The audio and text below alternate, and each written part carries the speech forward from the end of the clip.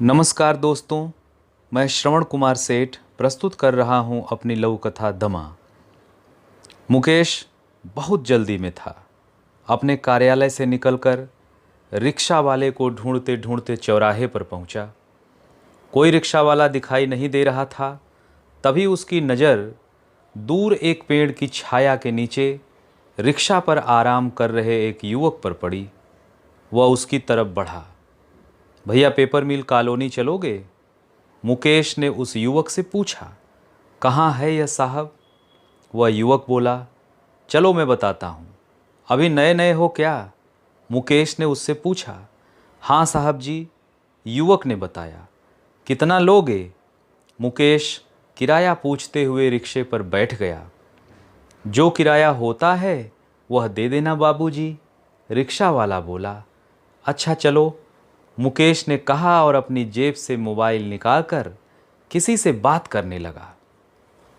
वहाँ से paper mill colony लगभग 3 से 3.5 किलोमीटर दूर थी। अरे भाई ज़रा जल्दी चलाओ, थोड़ा जल्दी में हूँ, मुकेश ने रिक्शे वाले से फ़ोन पर बात करते करते कहा। रिक्शा वाला तेज़ चलाने की कोशिश करता, लेकिन रिक्शा मुकेश के मन मुताबिक रफ्तार नहीं पकड़ पाता। अरे यार, तुमसे कितनी बार कहा, मुझे लेट हो रहा है, तुम्हें कुछ समझ में नहीं आ रहा है क्या? गुस्से में बोलते ही मुकेश की सांस फूलने लगी। उसे तुरंत याद आया कि वह आज इन्हेलर लेना ही भूल गया है। तुरंत जेब से निकालकर इन्हेलर लिया और कुछ देर शांत रहा। रिक्शा वाला बेचारा रिक्शा पहले से और तेज चलाने की कोशिश करता रहा। मुकेश बॉस के फ़ोन से तो परेशान दिख रहा था, उसे अपनी बीवी को शॉपिंग कराने की भी जल्दी थी। उसकी पत्नी घर के बाहर गेट पर उसका इंतज़ार कर रही थी। उसने अपने बॉस से 2 घंटे की छुट्टी ले रखी थी। अगले दिन उसके ससुराल में शादी थी।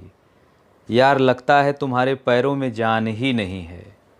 भैया थोड़ा तेज चलाओ, मुकेश ने उसे डांटते हुए कहा।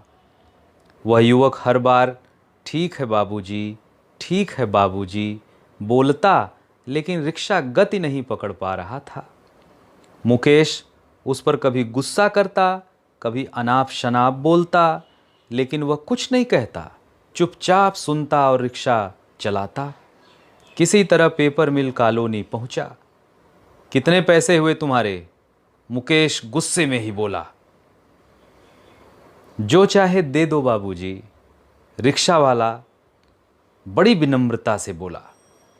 क्यों, तुम्हें किराया नहीं पता है क्या? मुकेश ने पूछा। वह युवक बोला, साहब जी, ये रिक्शा मेरे बाबूजी चलाते हैं।